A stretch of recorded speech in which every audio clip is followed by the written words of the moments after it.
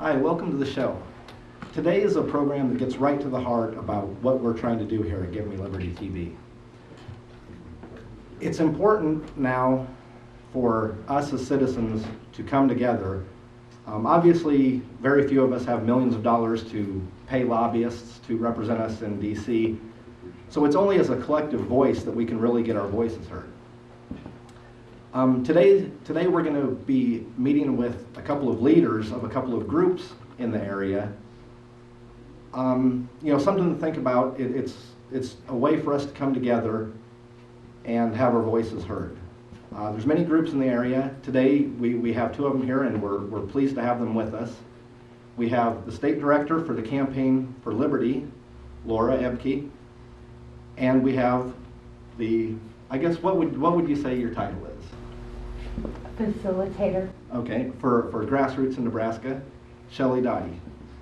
I guess, the reason I didn't know an exact title for you is because your organization is just citizens coming together.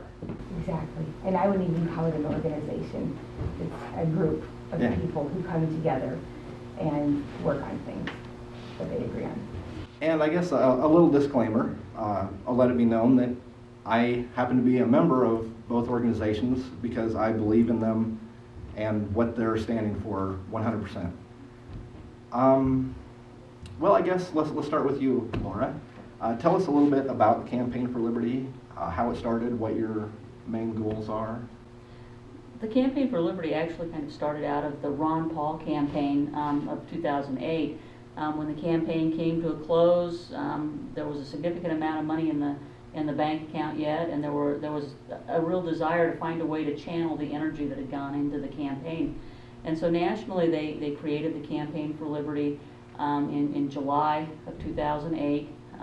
It kind of kicked off with the Rally for the Republic in Minneapolis in September of 2008, and it's just grown around the country. They've got coordinators in every state of the union. A number of the states, including Nebraska, have kind of spun off. We've incorporated as our own entity within the state, so we're still affiliated with the National Campaign for Liberty, but we have a lot of abilities to do kind of what we want to do within the state as well. So we are actually, if you look us up, we're the Nebraska Campaign for Liberty Incorporated. Okay, and yeah, I guess like you mentioned, it came out of the Ron Paul campaign because, like Ron Paul had always said, that it wasn't about him but about the message. So this is a way for people to carry forward with the message. Right, and the message is really constitutional government, smaller government. It's a non-interventionist notion in terms of foreign policy, and we want our government to follow the Constitution, the very document that they've sworn to defend and uphold. Yeah, that seems to be the key here with a lot of the people that are speaking up. It seems there's plenty of people out there that want to be detractors and name call the people that have spoken up in the last year or two. But really, all the people are asking for is for our elected officials to follow their oath. Precisely. It doesn't really seem to me like that's too much to ask for. Okay, I guess Shelley, let us know a little bit about Grassroots and how it started and what you've done, what you hope to accomplish. It actually sprang out of the Tea Party movement. I happen to have been on the social networking tool, Twitter, where the Tea Party started. And at the first round, which I don't think a lot of people know about, in late February, so it's been almost a year now since the first round, from Rick Santelli on Squawk Box and his rant one morning, and asked if President Obama, are you listening? And he says that the founding fathers would be rolling over in their graves because of the stimulus bill and the bailouts. And that day there had been an announcement about more mortgage bailouts for people. And online, people were really felt sort of helpless. And he said he would have a tea party in Lake Michigan in July. And that prompted a call of people on a group there called Tea Tide. And I was on that call. And I helped with the first round, but didn't know very many people in Lincoln or in Nebraska. I had only been here for 3 years.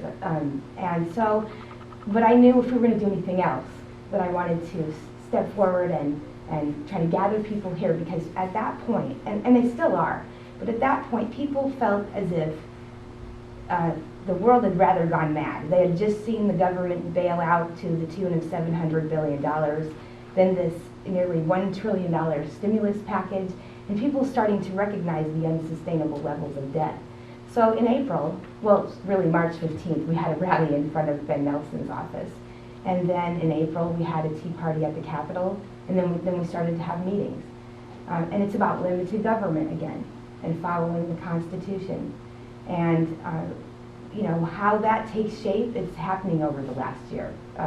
I've never done this before, and I try to listen to what people say and try to listen to my instincts. And what I hope to accomplish is the message that government is local. It starts from the ground up, not the top down. And I've learned a lot in the last year as well, that all those original intentions of the founders are completely flipped on their heads. And we're living in a nationalist sort of government structure instead of state sovereignty, local control, individual liberty. And I want to do whatever I can in my way and with others who are with me on that to restore the Republic to its original intent. Okay. I guess to get to another kind of misconception, as we'd mentioned, Campaign for Liberty has been around now for, well, since well before the election. And you mentioned Rick Santelli's rant on CNBC. Now the Tea Party stuff has come since the election, but a lot of people want to make it about, oh, you're just complaining about Obama, or the roots of this, like say Campaign for Liberty predates the election, and even the roots of, you know, the Tea Party movement, you know, and a lot of the grassroots stuff that's going on, has nothing to do with Obama. You know, it started out because of anger, because of the bailouts and the first stimulus and whatever. And then when Obama came in and was continuing the same Bush policies, that the anger just finally erupted.